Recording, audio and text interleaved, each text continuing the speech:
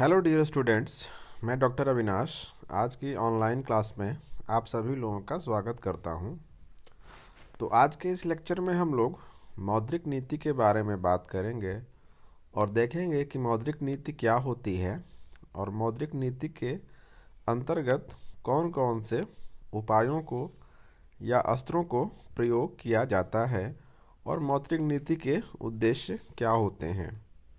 तो सबसे पहले हम मौद्रिक नीति का अर्थ समझने की कोशिश करते हैं। तो मौद्रिक नीति से आशय उन मौद्रिक उपायों से है जिनके आधार पर किसी देश की सरकार अथवा केंद्रीय बैंक अर्थव्यवस्था के आर्थिक विकास हेतु सामान्य समष्टिभावी आर्थिक नीतियों के उद्देश्य को प्राप्त करता है। इसमें मुद्रा व साख संबंधी नीतियों को सम्मिलित किया जाता है। अब कुछ विशिष्ट परिभाषाएं हम देख लेते हैं। तो जॉनसन के अनुसार मौद्रिक नीति का आशय केंद्रीय बैंक द्वारा मुद्रा की पूर्ति पर नियंत्रण रखने की नीति है ताकि सामान्य आर्थिक नीति के उद्देश्य पूरे हो सके। वही केंट महोदय कहते हैं कि मौद्रिक नीति का आशय एक निश्चित उद्देश्य की पूर्ति के लिए चलन में मुद्रा का विस्तार और संकुचन करने की व्यवस्था से है। संक्षेप में यदि हम कहें तो मौद्रिक नीति से आशय केंद्रीय बैंक के द्वारा अपनाए गए उन उपायों से है जिनके द्वारा वह अर्थव्यवस्था में करेंसी तथा साख की मात्रा को नियंत्रित करता है।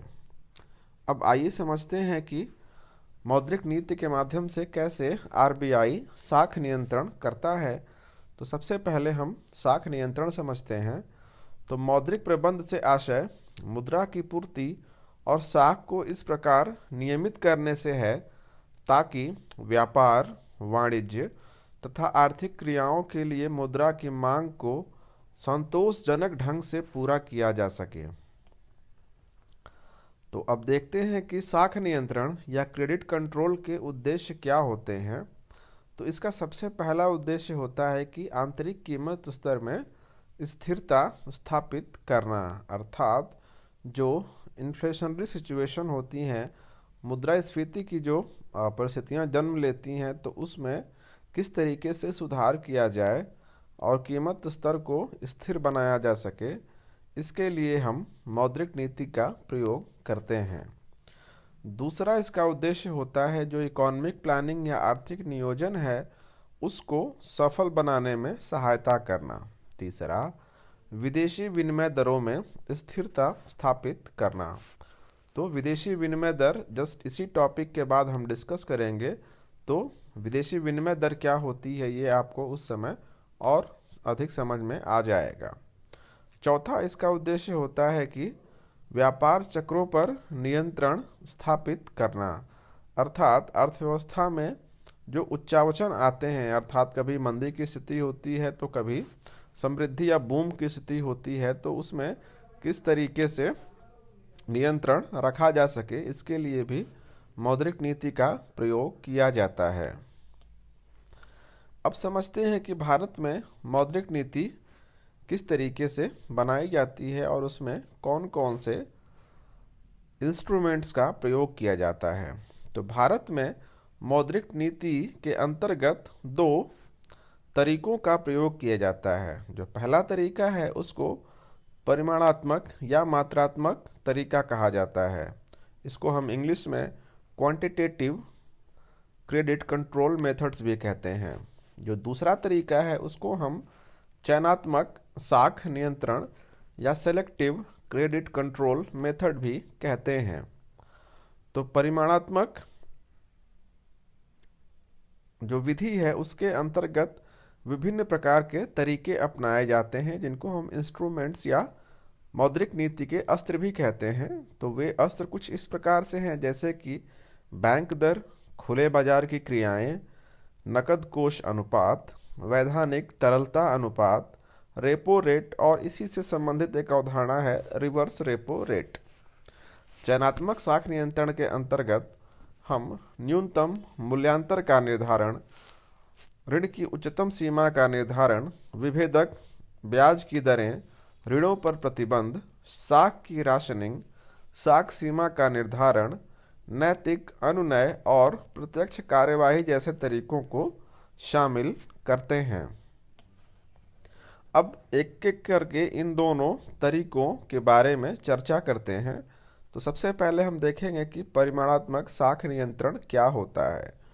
तो साख नियंत्रण के वह साधन जो बैंक के नकद कोषों पर प्रत्यक्ष प्रभाव डालते हैं परिमाणात्मक नियंत्रण कहलाते हैं। अर्थात इसके अंतर्गत जो केंद्रीय बैंक होता है वह बैंकों की जो ऋण देने की क्षमता है उसको प्रभावित करता है। इसके अलावा जो ऋण की लागत है अर्थात ब्याज दर है उसको भी प्रभावित करता है।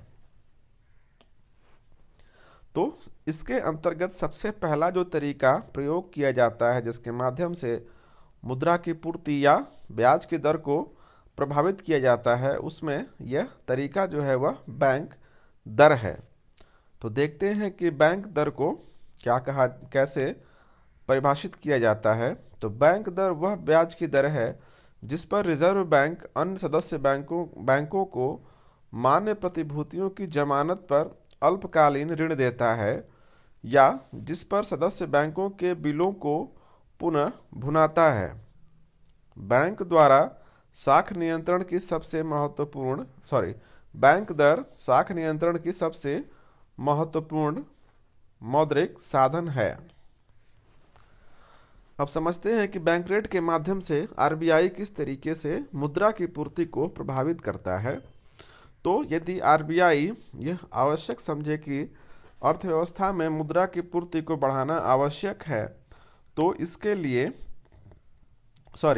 मुद्रा की पूर्ति को घटाना आवश्यक है तो रिजर्व बैंक इसके लिए बैंक रेट में वृद्धि कर देता है। जब बैंक रेट में वृद्धि होती है तो बैंकों द्वारा जो साख निर्माण होता है उसमें कमी आती है और जनता के पास जो मुद्रा है वो कम आती है क्योंकि बैंक रेट के बढ़ने के कारण बैंकों द्वारा दिया जाने वाला लोन है उसकी ब्याज दर भी बढ़ जाती है। इसके फलस्वरूप लोग कम लोन लेते हैं जिससे कि मुद्रा की पूर्ति में कमी आती है। यदि आरबीआई यह चाहता है कि मुद्रा की पूर्ति में वृद्धि करना आवश्यक है तो ऐसी दशा में आरबीआई बैंक रेट को कम कर देता है जिससे कि जो ब्याज की दरें हैं वो कम होती हैं और जो व्यापारिक बैंक होते हैं वो अधिक लोन देते हैं और अर्थव्यवस्था में जो मुद्रा की मात्रा होती है उसमें वृद्धि होती है। दूसरा इसका तरीका है मनी सप्लाई को कंट्रोल करने का, वह है खुले बाजार की क्रियाएं या ओपन मार्केट ऑपरेशंस। तो खुले बाजार की क्रियाओं से अभिप्राय साख की मात्रा को नियंत्रित करने के लिए आरबीआई द्वारा सरकारी प्रतिभूतियों के क्रय विक्रय से होता है। यदि आरबीआई मुद्रा की पूर्ति घटाना चाहता है तो प्रतिभूतियों का विक्रय करता है जिससे कि बैंकों के पास नकद कोषों में कमी आती है और फलस्वरूप उसकी जो ऋण देने की क्षमता है उस ऋण देने की क्षमता में भी कमी आती है और इसका परिणाम यह होता है कि अर्थव्यवस्था में मुद्रा की मात्रा कम होती है। यदि रिजर्व बैंक को यह आवश्यक लगे कि अर्थव्यवस्था में मुद्रा की पूर्ति में वृद्धि करना आवश्यक है तो ऐसी दशा में ओपन मार्केट ऑपरेशंस के तहत आरबीआई प्रतिभूतियों को क्रय करता है जिससे कि बैंकों के पास नकद कोषों में वृद्धि होती है और जिसके फलस्वरूप बैंक जनता को अधिक उधार देने में सक्षम होते हैं और अर्थव्यवस्था में मुद्रा की पूर्ति में वृद्धि होती है। अब समझते हैं कि रेपो रेट क्या होता है।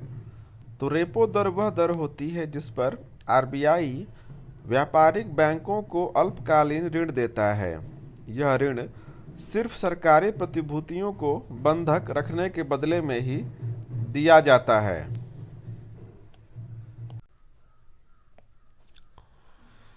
यदि आरबीआई को लगे कि अर्थव्यवस्था में मुद्रा की पूर्ति की कमी आवश्यक है, तो ऐसी दशा में रिजर्व बैंक रेपो रेट में वृद्धि कर देता है, जिससे कि बैंकों की जो ब्याज दर होती है उसमें भी वृद्धि होती है, क्योंकि अब बैंकों को पहले से अधिक ब्याज दर पर रिजर्व बैंक से ऋण मिलेगा। तो इसके परिणाम स्वरूप बैंक भी अपनी ब्याज दरों में वृद्धि कर देते हैं, जिससे कि जनता द्वारा लिए जाने वाले ऋणों में कमी आती है और इसके परिणाम स्वरूप मुद्रा की पूर्ति में भी कमी आती है।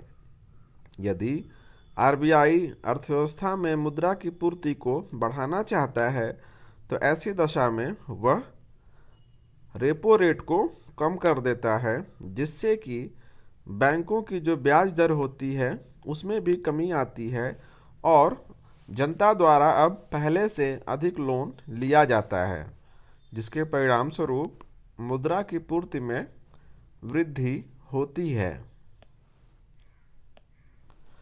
एक और तरीका है जिसको कि रिवर्स रेपो रेट कहा जाता है। तो रिवर्स रेपो रेट का ठीक उल्टा होता है। यह वह ब्याज दर होती है जो रिजर्व बैंक अपने पास आए बैंक की जमा राशियों पर देता है। रिवर्स रेपो रेट से हमेशा कम होती है। यदि केंद्रीय बैंक रिवर्स रेपो रेट में वृद्धि करता है, तो इससे रिजर्व बैंक के पास बैंकों की जो जमा है उसमें वृद्धि होगी, क्योंकि अब बैंकों को रिजर्व बैंक के पास अपना पैसा जमा करने पर पहले से अधिक ब्याज मिलेगा।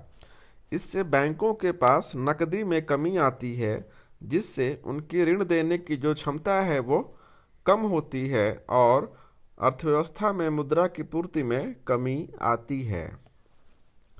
इसके विपरीत यदि केंद्रीय बैंक रिवर्स रेपो रेट कम कर दे, तो जो बैंक होंगे वो आरबीआई के पास कम पैसा जमा करेंगे, जिससे कि बैंकों के पास नकदी में वृद्धि होती है और उनकी ऋण देने की क्षमता में भी वृद्धि हो जाती है और इसका परिणाम यह होता है कि मुद्रा की पूर्ति में वृद्धि होती है। एक और तरीका है क्रेडिट कंट्रोल का, जिसको कि हम वैधानिक तरलता अनुपात या स्टैट्यूटरी लिक्विडिटी रेशियो कहते हैं। इन शॉर्ट इसको एसएलआर भी कहा जाता है।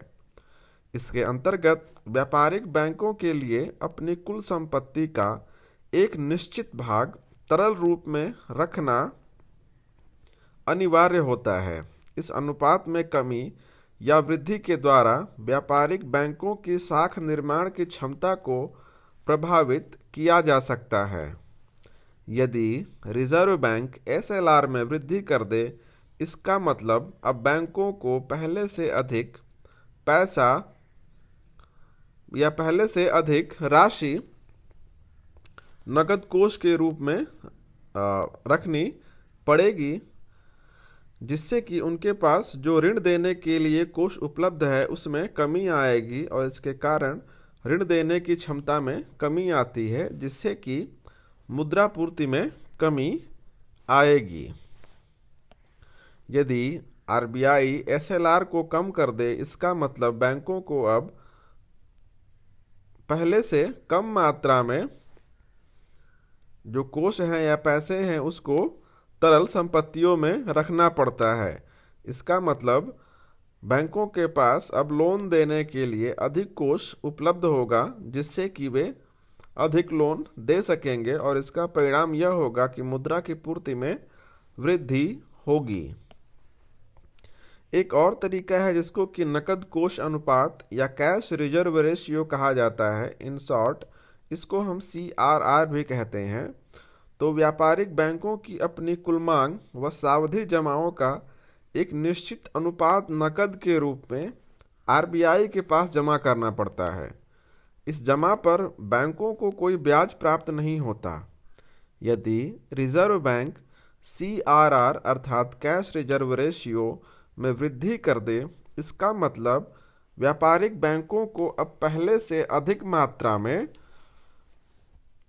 पैसे को रिजर्व बैंक के पास रखना पड़ेगा। इसका परिणाम यह होगा कि बैंकों के पास कोष की उपलब्धता में कमी आएगी, जिससे कि वे कम ऋण दे पाएंगे और इसके फलस्वरूप अर्थव्यवस्था में मुद्रा की पूर्ति में कमी आएगी। इसके विपरीत यदि केंद्रीय बैंक या reserve bank of India CRR में कमी करता है, तो इसका अर्थ होगा कि अब बैंकों को RBI के पास पहले से कम मात्रा में नकद के रूप में कोष रखना पड़ेगा, जिससे कि बैंकों के पास ऋण योग्य कोष में या पैसे में वृद्धि होगी और वे पहले से अधिक लोन देने में सक्षम होंगे। इसका परिणाम यह होगा कि अर्थव्यवस्था में मुद्रा की पूर्ति में वृद्धि होगी। तो आज के लेक्चर में बस इतना ही। इस वीडियो को देखने के लिए आप सभी का धन्यवाद। जल्दी ही मिलेंगे आपसे एक नए लेक्चर के साथ।